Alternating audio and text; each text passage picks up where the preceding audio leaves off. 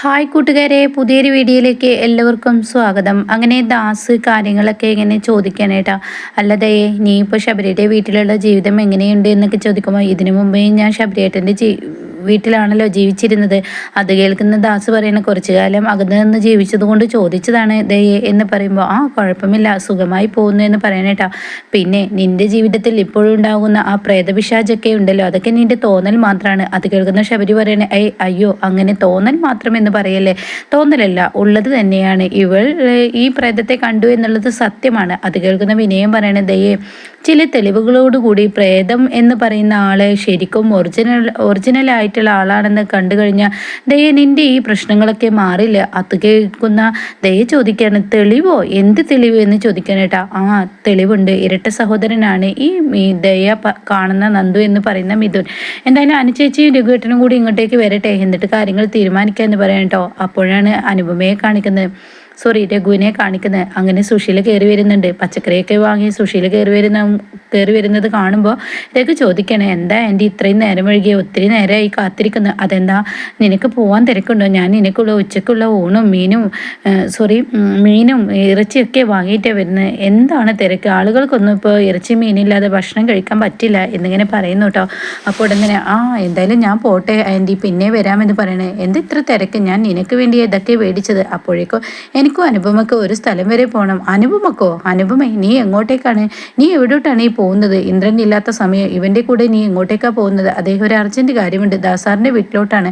ദാസാറിൻ്റെ വീട്ടിലോട്ടോ? ദാസാറിന് ഇവിടെ വന്ന് സംസാരിച്ചാൽ പോരെ, എന്തിനാ അങ്ങോട്ടേക്ക് പോകുന്നത്? അതിൻ്റെ ഒന്നും ആവശ്യമില്ല. അനുപമ ഇനി പോകാൻ വരട്ടെ എന്ന് പറയുമ്പോൾ അനുപമ പറയണേ, അമ്മയെ കാത്തുകൊണ്ട് ഇരുന്നതാണ് ഞാൻ ഇത്രയും നേരം, എന്നാൽ ഞാൻ ഇറങ്ങുന്നു കേട്ടോ, ശരി കേട്ടോ എന്ന് പറഞ്ഞിട്ട് അങ്ങ് പോകുമ്പോൾ സുശീലയുടെ വാക്കുകൾക്ക് അവിടെ യാതൊരു വിലയും കൊടുക്കുന്നില്ല കേട്ടോ.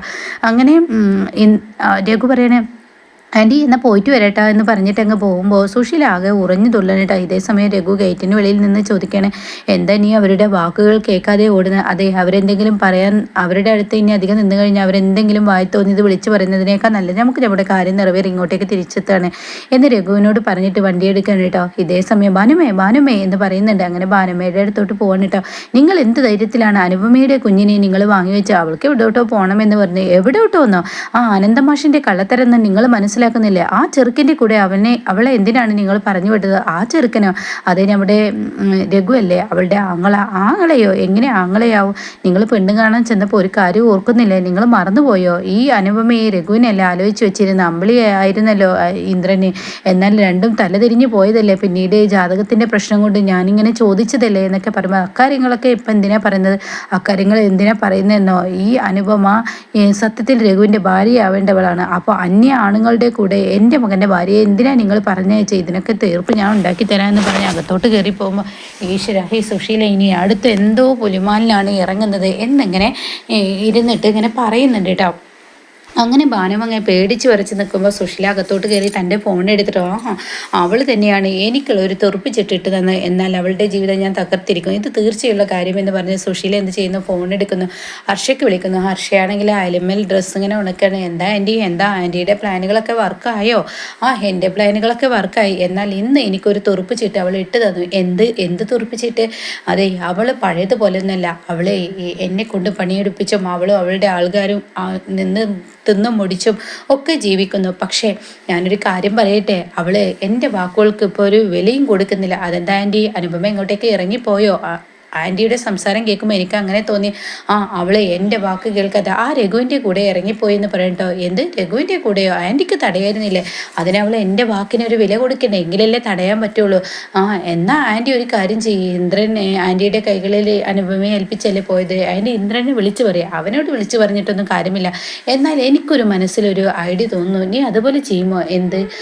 അതെ, അവൾക്കൊരു തിരിച്ചടി കൊടുക്കണം. അവളിപ്പോൾ പഴയതുപോലെ ഒന്നും അവളെ പിടിച്ച കിട്ടില്ല, വാക്കുകൾ കൊണ്ട് അവളെ നിയന്ത്രിക്കാനും കഴിയില്ല. അതുകൊണ്ട് തന്നെ തിരിച്ചടിയാണ് അവൾക്ക് കൊടുക്കേണ്ടത്. നീ ഇങ്ങോട്ടേക്ക് വരുമോ? അയ്യോ ആൻറ്റി, എന്തിനാ വെറുതെ പ്രശ്നം ഉണ്ടാക്കാൻ നിൽക്കുന്നത്? അത് തന്നെയാണ് നിന്നോട് പറയുന്നത്, നീ ഇങ്ങോട്ടേക്ക് വാ ഹർഷേ. അതെന്താ ഞാൻ അങ്ങോട്ടേക്ക് വന്നിട്ട്? അതെ, ഇന്ദ്രനില്ലാതെ നീ ഇങ്ങോട്ടേക്ക് വരുമ്പോൾ അതിൻ്റെ അധികാരം എടുക്കുമ്പോൾ അവൾക്കുണ്ടാവുന്ന ആ ഒരു ദേഷ്യവും വാശിയും ഒക്കെ ഉണ്ടല്ലോ, അത് കാണാനാണ്. നീ ഇങ്ങോട്ടേക്ക് വാ. എനിക്കെന്താ ആൻറ്റി വിളിച്ചാൽ പിന്നെ എനിക്ക് വേറൊന്നും നോക്കാനില്ല, ഞാൻ അങ്ങോട്ടേക്ക് എത്തിയേക്കും.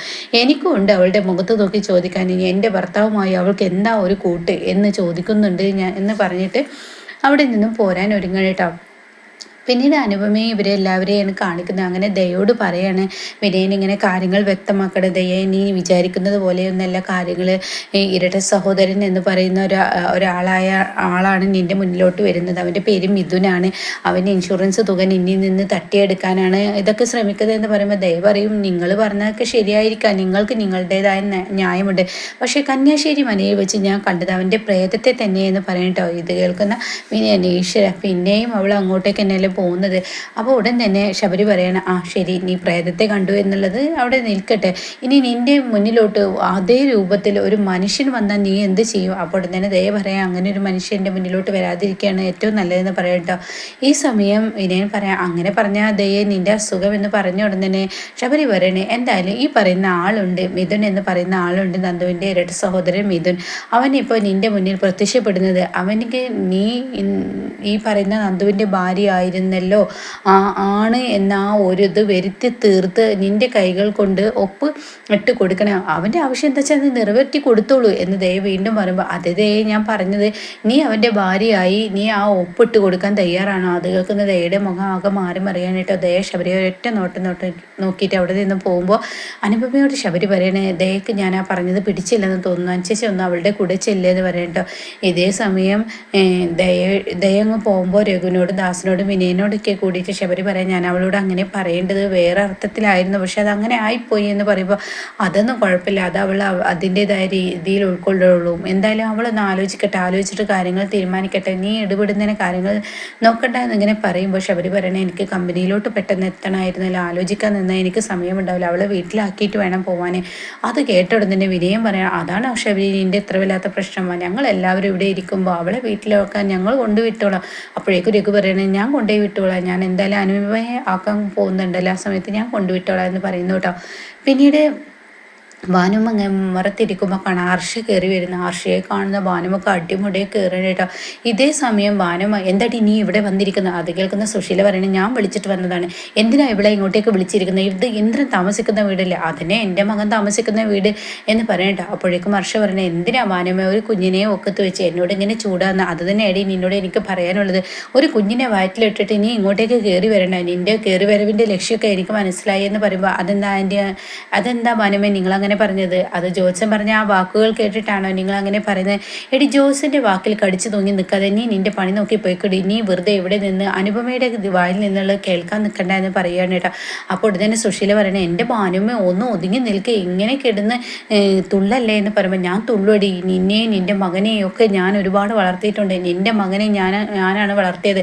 അത് കേട്ട ഉടനെ ഹർഷ പറയണേ, ഇതിപ്പോൾ ഇന്ദ്രൻ്റെ മകനല്ലേ, അങ്ങ് കൊടുത്തേക്ക് ഭാനുമ്മ, നിങ്ങളെന്തിനാ അവനെ കയ്യിൽ വെച്ചിരിക്കുന്നത്? എന്നോട് അനുപമ ഇവനെ നോക്കാൻ പറഞ്ഞിട്ടുണ്ട്, അതുകൊണ്ട് ഞാൻ നോക്കുക തന്നെ ചെയ്യും. അപ്പോൾ ഉടൻ തന്നെ അനുപമ നോക്കാൻ പറഞ്ഞിട്ടുണ്ടാവും, പക്ഷേ ഈ നിൽക്കുന്നത് ഇന്ദ്രൻ്റെ അമ്മയാണ്, അവരുടെ കൈകളിൽ അങ്ങ് കൊടുത്താൽ പോരെ. ഇല്ല, നീ ഉള്ളിടത്ത് എൻ്റെ കുഞ്ഞിനെ ഞാനിവിടെ നിർത്തില്ല, അവനെയും കൊണ്ട് ഞാൻ പോവാണ്. അതെന്താ ഭാനുമ്മ നിങ്ങൾ അങ്ങനെ ചെയ്യുന്നതെന്ന് സുശീല ചോദിക്കണം. പിന്നെ ഞാൻ എങ്ങനെ ചെയ്യണം എൻ്റെ സുശീല? നീ ഇവളെപ്പോലെ ഒരു പെണ്ണിനെ ഇങ്ങോട്ടേക്ക് വിളിച്ച് കയറ്റിയത് എന്തിനാണ്? ഇത് കണ്ടു നിൽക്കാൻ എനിക്ക് പറ്റില്ല, ഇവനെ ഞാൻ ഇങ്ങോട്ടേക്ക് വിട്ടു തരില്ല, അങ്ങനെ അങ്ങ് പോയോ എങ്ങനെ ഭാനുമ്മ? ഇത് ഇന്ദ്രൻ്റെ കുഞ്ഞാണെങ്കിൽ നിങ്ങളിവിടെ നിർത്തിയേക്കുമെന്ന് പറയണ കേട്ടോ. അപ്പോൾ ഇത് കേട്ട ഉടനെ തന്നെ ഹർഷ പറയണേ, എന്തിനാ എൻ്റെ സുശീല ആൻറ്റി ആ കുഞ്ഞിനെ ഇങ്ങനെ നിർബന്ധിക്കുന്നത്?